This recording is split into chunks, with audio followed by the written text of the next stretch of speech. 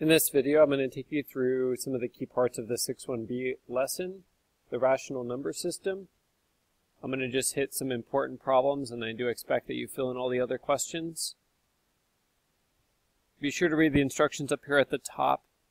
I'm going to skip down and just define the sets of numbers and let you place all of these sets of numbers into the different categories that they fall in.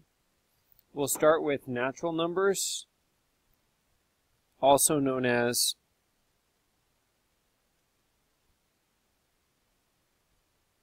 counting numbers.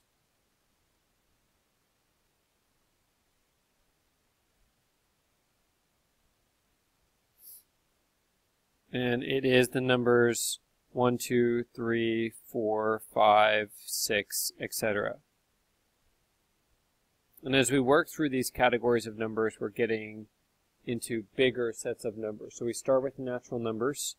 Then we go to whole numbers, the next set of numbers, which is slightly bigger. So this is natural numbers, or counting numbers, and 0. So we got slightly bigger. If you want to list those numbers out, you could. The next largest set then would be integers, which is whole numbers,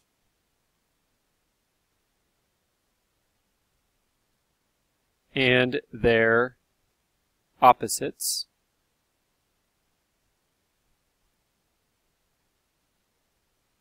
And then one set that's larger than that would be rational numbers. And the official definition is any number that can be expressed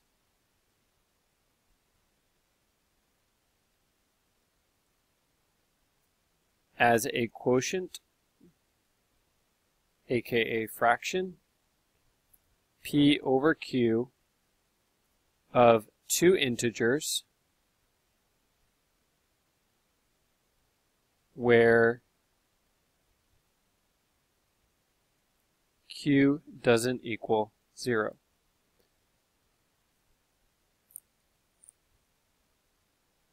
So 0 could in fact be represented as a fraction of 0 over 1. The number 5 could be represented as a fraction of 5 over 1. And with these now in mind, you're going to place these numbers, and some of them fall in more than one category. Be sure to answer all the questions. I'm just going to skip down to some of the key parts on page 2. What you should come to realize on the front side is there are some numbers that do not fall in those categories, and those are irrational numbers. And that is a number that cannot be expressed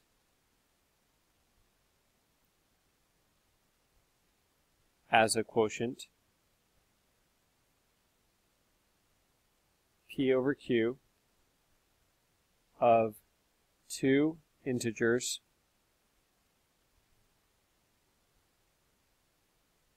where Q doesn't equal 0. So last year you spent a lot of time on rational numbers, and the focus of this module is irrational numbers. We're going to skip down now to number 5. One of the things you did last year was you saw repeating decimals, and you changed fractions into repeating decimals and probably figured out some shortcuts on how to change a repeating decimal into a fraction. You'll want to start this one. This is the formal way to actually change or convert 0.5 repeating into a fraction. First of all, you should already know the answer, and that's not really the point of this. The point of this is to have a systematic way to figure out what the fraction is, to kind of prove it. And this can also be used for more difficult repeating decimals that maybe we don't know what the fractional equivalent is. So this first one's really easy. We already know what's going to happen, but we're going to practice this new process. So first off, we introduce any variable that we want, and we set it equal to our repeating decimal. Secondly, what we're going to do to both sides of the equation is we're going to multiply both sides of the equation by a power of 10. That would be 10, 100, 1,000, etc. multiply both sides of the equation by a power of 10 that is equal to the number of digits that repeat.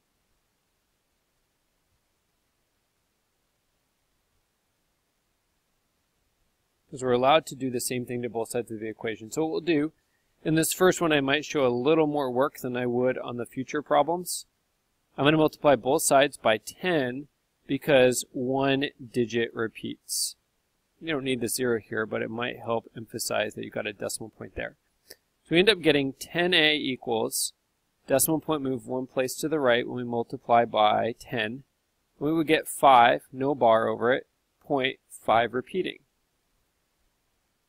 Next, what we do is we go back up to our starting equation, and we're going to subtract the same thing from both sides of the equation.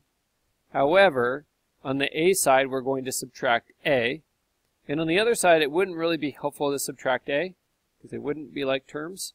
So we're going to subtract what a is equal to, which is 0.5 repeating. We're going to subtract that. We're going to line up the decimal points. 10a, take away an a is 9a. And on the right side, we subtract all these repeating 5s. Those go away, and we're left with just one whole number 5. Divide by 9, and we've officially proved. And so the simplified fraction is 5/9, as you probably predicted at the start. Let's look at a couple more examples of this. Number 6. Again, we already know what these answers are going to be with these easier cases, so this is more just about practicing the process, because in a minute we'll see a couple more complicated versions of this. On each side this time we're going to multiply by 100 because 2 digits repeat. Repeating bar does not go over the whole number part of this. Then we subtract away from both sides the same thing, but on one side it's the variable, and on the other side it is the repeating decimal. The goal here is that when we subtract, we should be just deleting, destroying, removing the repeating decimal. So whenever we do this, if that does not happen, then we know that we've made an error. And with the more complicated ones, we'll also want to see that. And then you also want to use your rules for whether something's divisible by 3 or 9, because obviously one of the tricks is you end up seeing multiples of 9 under here to check whether this can simplify, and it can't. For b, same thing. It has a whole number part, and we're going to keep the whole number part there, and we'll multiply both sides by 10. Subtract away a on both sides, or the repeating decimal. There's a whole number part with it. 9a equals 22. Divide by 9, and we've got our fraction, which is 2 4/9. Let's look at one complicated situation with this, which is, I'm going to leave C for you. Answer the questions. 8. So whenever we see that one or some of the digits do not repeat and others do, this gets a little bit messier. Process is actually exactly the same. And that's where people go wrong. So on both sides, we're going to multiply by the number of digits that repeat, which is just one digit. So we're going to multiply by 10.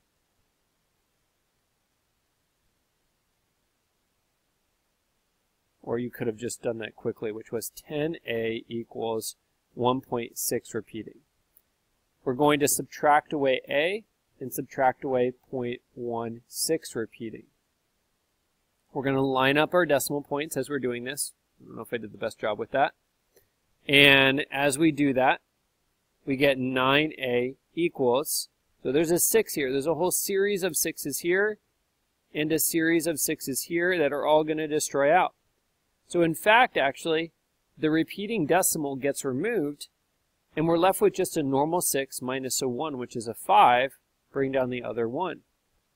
So this is what I meant on the previous example, on the previous page, that the repeating decimal should get canceled out or destroyed out. Divide by 9, and a equals 3/18 or 1/6, which maybe you know that that is equal to the decimal we started with. Last one, let's look at then number 10, similar idea. If you're up to the challenge, pause the video, try it on your own, and then see if you get the same thing. This time we're going to multiply by 100. And this is the crazy part. As these get more complicated, so we're moving the decimal point 2 places. That means that this is going to be a 5, and the next digit is a 1. So actually the repeating portion changes and starts with a 5 and then goes 1, 5, 1, 5, 1, 5. We subtract, line up your digits, and what you should notice, again, if you don't see that your repeating digits are going to cancel, you know that you've done something wrong. So this is going to have a 5 here, and then a 1, and this one has a 1, so they're going to cancel out. So we're left with this 5 comes down, because 5 minus 0 is 5. 201 minus 2 is 199. And all we have to do is now simplify this by maybe multiplying the top and bottom by 2 and simplifying, and we are looking for a mixed number that is simplified. The last part of this lesson, you're going to do the same thing down here. If there are ones that are easy, you do not need to show the work on these because you're also adding other things. So if you already know that this is going to be 4/9, feel free to just add them up. I want simplified fractions for these. If there are ones that you don't know, then show the work deriving. Well, I guess you would know that one. A better example might be maybe this one. If you don't know the fractional equivalent, show some work to get it and then add up your fractions. Please feel free to check with the key that's online as well.